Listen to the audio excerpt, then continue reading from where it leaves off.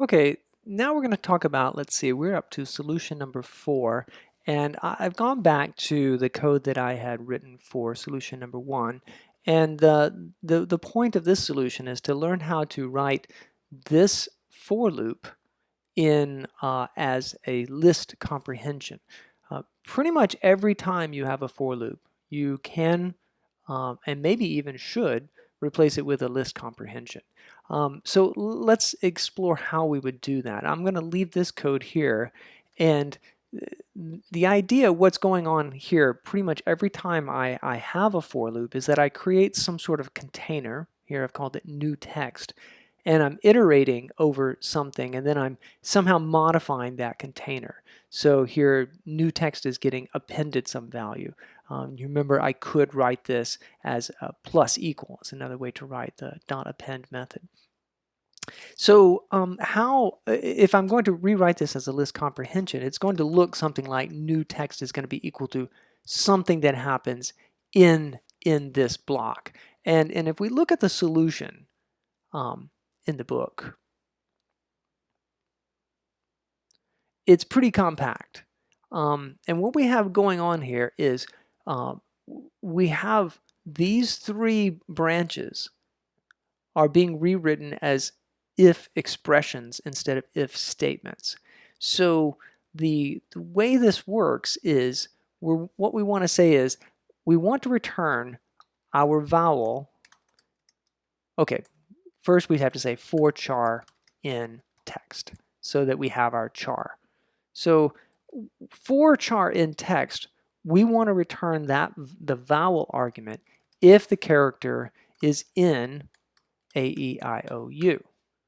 So that is basically this branch right here. We're handling just the plain vowel if it's the case that the character is in A, E, I, O, U. Let's just go with that for the moment and make sure that it actually runs. Let's say apples foo. It's not happy. Okay, so this is one of the things I like about a list, an if expression, is that I forgot the else. So I have to say what the else is here. So else, let's say char. We're just going to return the character as is. Let's make sure that runs. Okay, that runs. If we can even run make test, and we can see how far we get.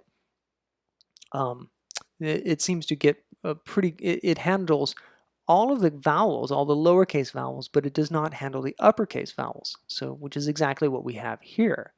So we need to take this if char is in the uppercase version. That's the other thing that we need to handle. So we want to say else vowel upper. This thing happens if the character is in that else the character. And let's just maybe make that, maybe that lines up a little nicer. And let's see if that will pass our test. Yes, that passes our test. So what we've done here is we've turned these 3 branches into 2 if expressions. The vowel if the char is in A, E, I, O, U, else the uppercase vowel of the uppercase version of the vowel if the character is in the uppercase vowels, else the character itself, and we do that for char in text. We can remove all of this and save that and run our test and make sure that we still pass. If it doesn't seem necessary for you to rewrite this, the if statement and the for loop as a list comprehension with the if expressions, then don't. If this version appeals to you, that's cool. Where I'm going with this is I'm going to be showing you more advanced coding techniques that will grow kind of naturally out of these ideas of list comprehensions. One of the things that I usually find with list comprehensions is that I'm using the variable names far fewer number of times, and so it's just fewer number of places for me to make mistakes. More than anything, we're just exploring the language and seeing what we can do here. It's not necessarily always the right thing to do to write it in the fanciest, most clever way. It's just something we're doing here for having fun.